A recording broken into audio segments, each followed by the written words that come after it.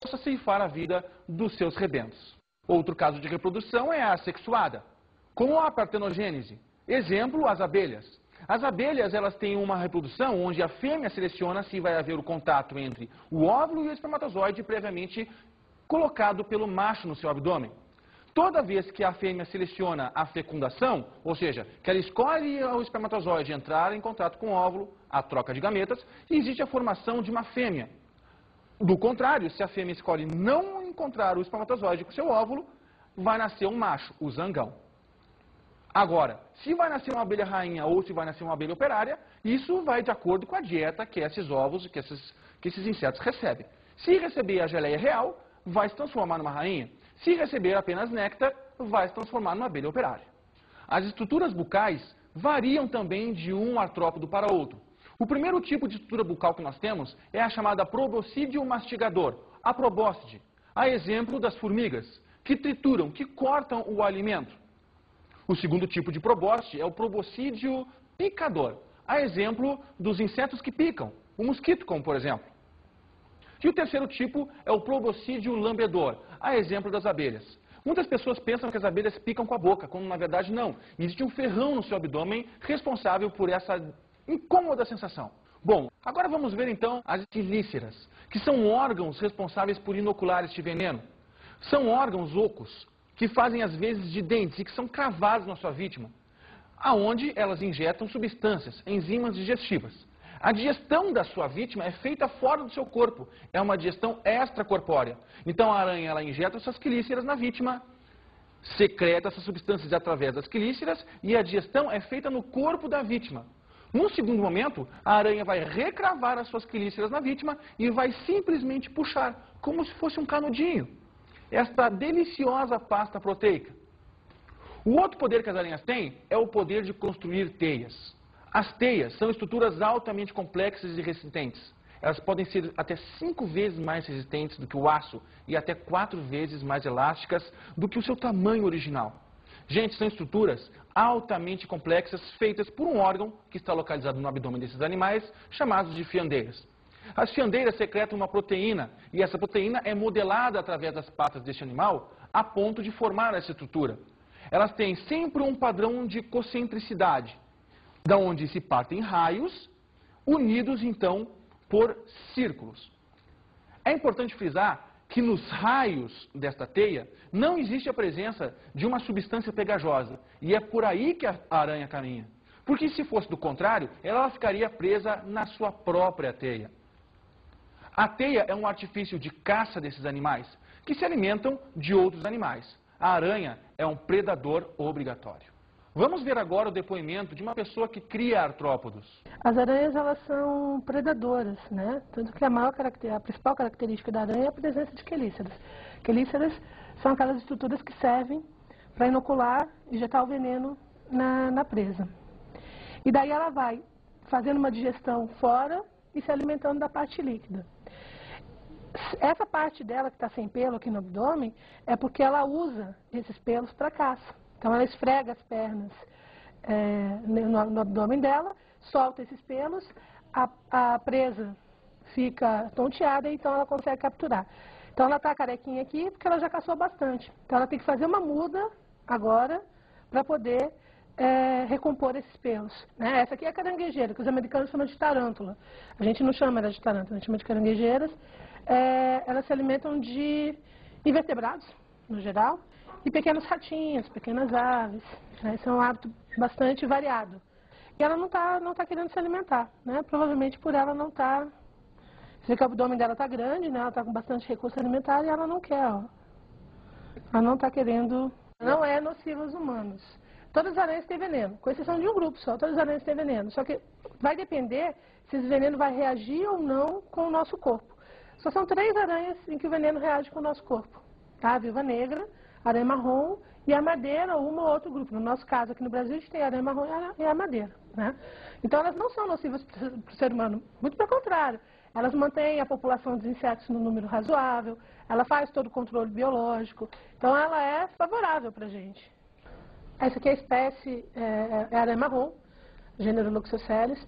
A espécie mais peçonhenta que a gente tem aqui no Brasil e aqui no sul principalmente aqui em Curitiba, ela causa mais de 3 mil acidentes por ano. Então é um bicho que a gente tem muita aranha dessas na casa. E o que ela está fazendo agora, ele está cortejando a fêmea. Porque as aranhas, elas, como eu tinha falado, elas são predadoras e são extremamente canibais. E para poder copular, o macho tem que hipnotizar a fêmea. Então, algumas aranhas o macho dança para a fêmea. Em outras aranhas ele caça uma mosca, dá de presentinho para ela. Enquanto copula, enquanto ela está comendo.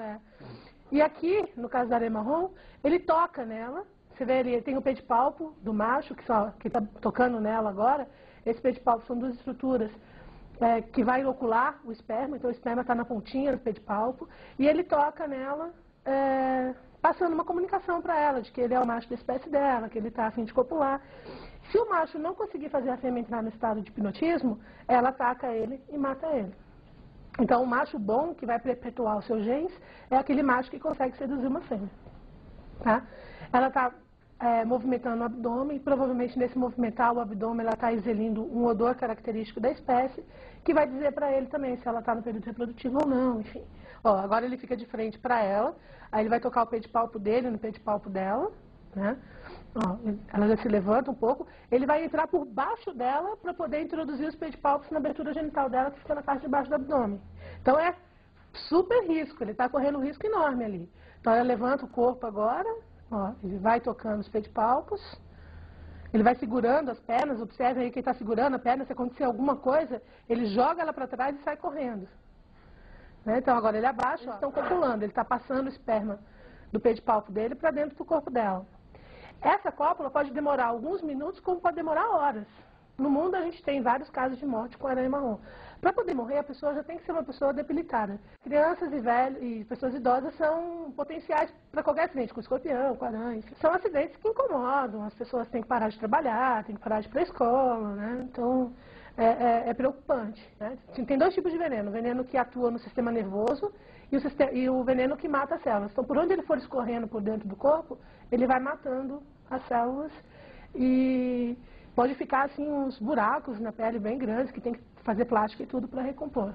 O negócio de ficar junto com o homem, dentro da casa, atrás de quadro, em caixa de papelão, em telha empilhada. Pois é, essa aranha aqui do caranguejeiro, né, ele tem como são muitos criados em pet, eles são animais silvestres, eles apresentam pelos urticantes aqui no abdômen. Que esses pelos urticantes, eles causam alergia, né? E a maioria das pessoas crescem dentro do quarto ou na sala, sempre com contato com humanos, né? Então, sempre manuseando eles manuseiam sem luvas ou sem uma proteção, então pode acabar provocando alergias, alergia respiratória, tanto na pele e tal. Quais as implicações legais de criar esses animais dentro de casa? Então, na verdade, não é legal ter esses bichos em casa, porque eles são considerados animais silvestres e são... Digamos que eles são tirados da mata para ser criados em casa, né? Isso causa, na verdade, um estresse no animal. O que a gente pode ver até aqui, ó, ele deve estar meio estressado, fica caminhando na mão e tal, enfim. E tem um problema com a legislação, né? O IBAMA não permite que as pessoas tirem da mata, do seu ambiente natural, para criar em casa. Tem gosto para tudo. Mas existe uma pergunta muito frequente na população. Mas para que serve uma barata? Uma formiga, qualquer outro inseto?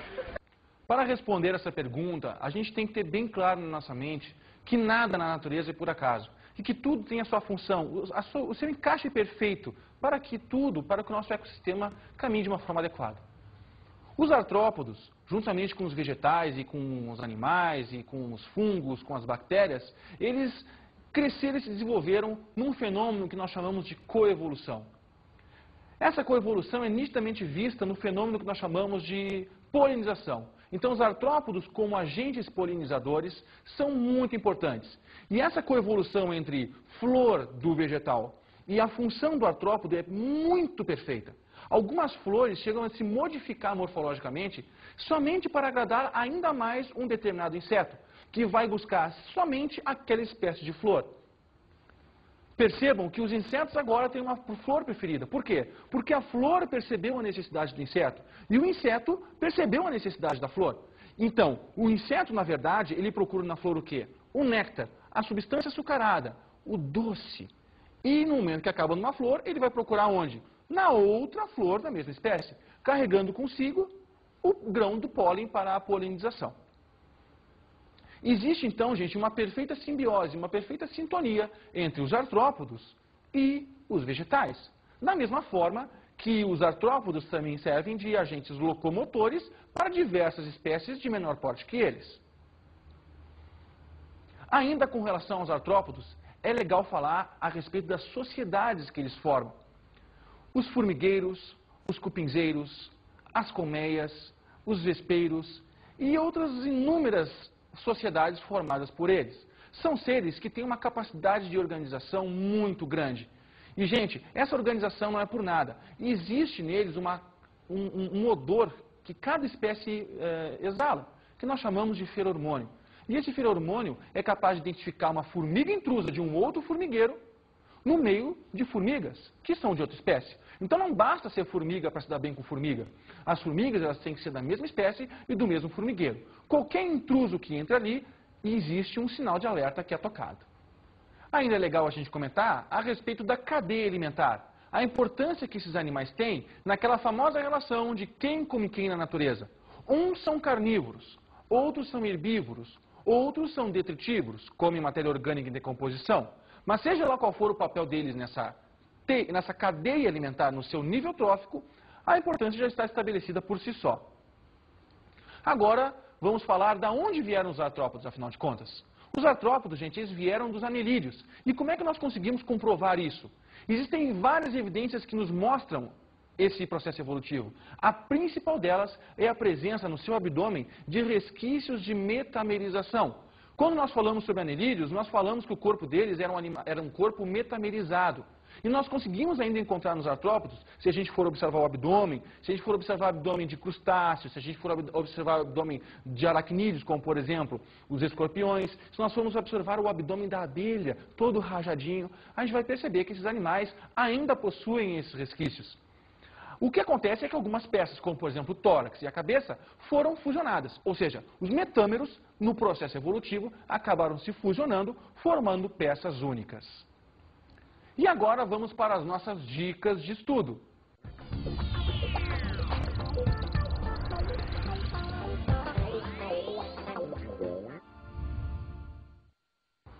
E como dica de estudo para vocês, vou deixar 4 filmes para vocês observarem. O primeiro é Aracnofobia. O segundo é O Homem-Aranha. O terceiro, A Mosca. E o quarto e último filme, Joey e as Baratas. Seria legal a gente observar nesses filmes o que é e o que não é verdade a respeito dos artrópodos. Seria muito importante você revisar em casa também, como um tema, o sistema circulatório e o sistema excretor desses animais, que são diferenciados em cada classe. Com isso, gente, eu espero que vocês tenham bons estudos. Até mais!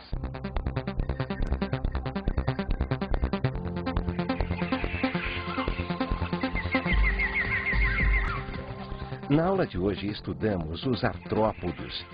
Animais com corpo articulado recoberto por um exoesqueleto. Vimos a classificação dos artrópodos. E os 2 tipos de exoesqueleto, de calcário e de quitina, a distribuição de apêndices locomotores e antenas pelo seu corpo. Também conversamos sobre artrópodos como agentes polinizadores. E a importância que esses animais têm no ecossistema como agentes polinizantes, agindo então numa coevolução com outros reinos da natureza. Bons estudos!